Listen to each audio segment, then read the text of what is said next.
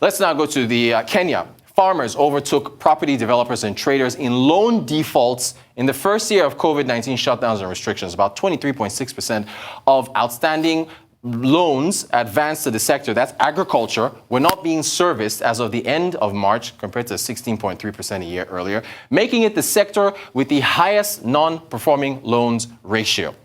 All right, Gospel Obele, an economist, joins me now to discuss more. Gospel, good evening to you. Thank you so much for joining us. Looking at the growth in outstanding agric loans, that's outstanding loans from 16% last March to 23.7% this year. Is there any reason to be surprised that Kenya's agric sector has suffered these defaults, Gospel? Yeah, thank you, Rochus, for having me. There was no reason to be surprised technically because generally, most African nations, to a large extent, do not have the structures to take economic shock absorbers and all of that.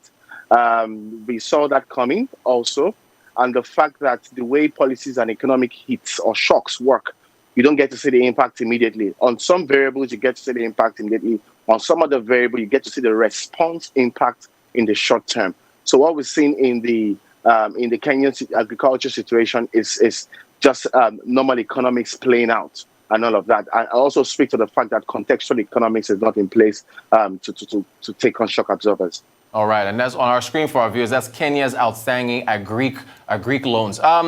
Gospel, Kenya's agric sector has a higher non-performing loan ratio than building and construction and trade. What makes these sectors so vulnerable to these defaults, and I guess vulnerable to the pandemic, if you will?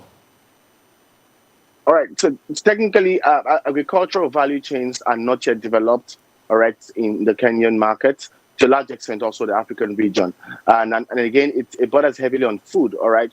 And food has been a major issue when it comes to meeting the needs and aspirations of that growing consumer market in Kenya right there. So those value chains are a bit more vulnerable and open to shocks than other value chains in the sense. And also, they technically act as feeders or inputs, all right, for other sectors to a very large extent, even in the trade sector too, all right. So it's just quite pathetic that is the picture of things in that market, and any little hit or in terms of any economic hit from the pandemic and all that and other shocks that we have, all right, hits deeper, all right, on the agricultural value chain because it's more vulnerable and more weaker. And the value chain instruments in that space are not as developed as other sectors. Great stuff. When you think about the amount of land in Africa and the push from governments towards farming as a source of employment, can stats like this shift policy elsewhere? Quite honestly, I don't also think the fundamental argument, all right, for farming is also that intelligent in a sense. The Kenyan market, to a large extent, also speaking to other markets in Africa, needs to begin to think about more value addition, all right, and developing that industrial space there in terms of the value chain and navigating for agro-processing into mainstream economy. All right, so yeah, we're blessed with a lot of land opportunities, but transforming that into mainstream value processed impact for the economy and the region at large is the bigger question here. But not to also downplay the impact of these sector, all right, and not to also say it's sufficient for us to look elsewhere in terms of policy. We still need to unlock that market critically for what we call precision agriculture, all right, and as well navigate the development of that market towards agro-processing, all right. That's the only way that will make significant sense. And whilst also developing markets and all of that, to offtake on agro-processed products. Fantastic. Great stuff. Still in Kenya and on the subject of defaults, I want to move from agriculture to real estate. What do you make of landlords in Kenya possibly being barred from auctioning the property of rent defaulters without court approval if Parliament gets their way? I think it also speaks to the fact that globally, not just in Kenya or Africa right now, nobody saw the pandemic coming, and it's still much of a learning circle along managing the short-term effects. All right, the pandemic hit a lot of markets like the Kenyan market now when it comes to jobs. We saw that almost over 1.5 million jobs were lost in 2020. And we also saw the fact that that would affect on disposable incomes and quality of disposable incomes, as well as citizens or consumers being able to meet the necessary obligations like house rents and the likes. So I think it borders heavily on the housing authorities to begin to draw initiatives around managing the impact when it comes to the landlords, the stakeholders in this space, talking about the landlords and the tenants. So the landlord may seem correct, all right, in their push, but at the same time, you don't want to create another layer of problem by trying to take an outright decision. That's talking about the landlords now. So I think a much more intelligent policy around managing the pandemic impacts on disposable incomes and meeting consumer obligations in the bigger picture would make sense in this space, and trying to manage for stakeholder perspectives towards managing the impact in the sense in the different sectors or subsectors. Thanks, Gospel. When you think about it, what other option can a landlord have at their disposal when a tenant defaults on their rent? I mean, how else can they recoup their losses? Probably to have a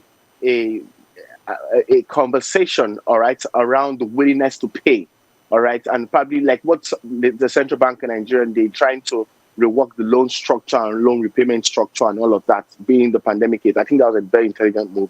So that can be a model that can be deployed in terms of reviewing payment structures and all of that. And there has to be a willingness to meet the obligation by the tenant. If there is no willingness in this case, then we'll say that the landlord has every right to raise a case in the court and all of that. So I think it has to be revisited on the negotiation table to find more friendlier and a win-win case for repayment than just trying to get tenants out of the picture and all of that. I need to touch on Nigeria for a moment. What's your impact on disposable income between paying rent annually or monthly, in your view? Technically, the average Nigerian is getting poorer on a monthly basis, but thankfully also rents in this part of the world are largely annually. So whichever way you want to look at it, the value of your rent in itself is also depreciating, as it were. That's the monetary value of that rent is depreciating. So it's going to take you 1 year. I think it heavily boils down to the tenant engaging some more prudent financial management practices in a sense. So save more, reduce spending some more, think of more strategic income sources to meet your annual rent, which quote unquote will not increase. Of course, depends on the landlord. Now, some are already increasing. But what we're trying to say is that to a large extent, for many households, the rents are still fixed annually, and it doesn't still change. So it depends much more on the tenant being able to work around prudent financial management practice to reach that. But I think that protection should be built around retaining house rent annually than monthly. If we go on a monthly basis, there'll be a lot of issues because so many Nigerians are technically getting poorer on a month-to-month basis, and the markets are being the markets for talent management is being redistributed. So that 1 year gives ample time, all right, for any serious-minded individual to save and prepare for the next house rent. Thank you, Gospel. All right, from real estate back to agriculture, I want to ask you about this Kenya delaying the removal of levies of milk imported from Uganda. Uganda has been pushing them to come back to the negotiating table. Is there a rationale for Kenya to be imposing levies on milk imported from Uganda?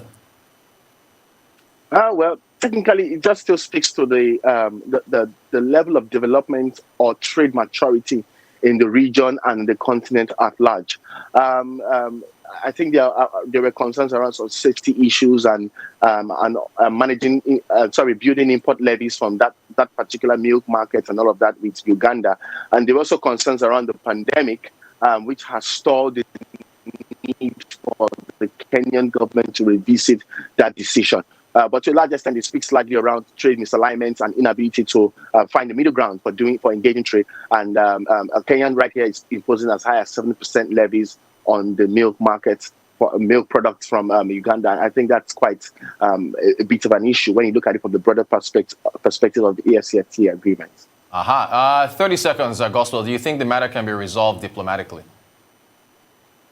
Well, I think it can be, but I think there are deeper issues around those trade relations and the diplomatic relations between Kenya and Uganda. It's quite a pity, and it quite hurts to see that two eastern countries cannot find their bearing around these technical issues, not to talk of the AFCFTA. So I would expect that they should be able to, but I feel there are more issues around that on a deeper level than just the headline information that we have to deal in this conversation. Fantastic, and I'm glad you mentioned the African Continental Free Trade Agreement because hopefully that's going to reduce levies between nations around the continent. Gospel Obele, economist, thank you so much for taking us through the East African markets, particularly the issue with agricultural defaults, non-performing loans, also the matter of rents and how landlords can get their value back as Parliament can get their way in Kenya, and also this diplomatic row between Kenya and Uganda over levies on milk imports. Gospel Obele, economist, thank you so much for joining us. We appreciate your insights.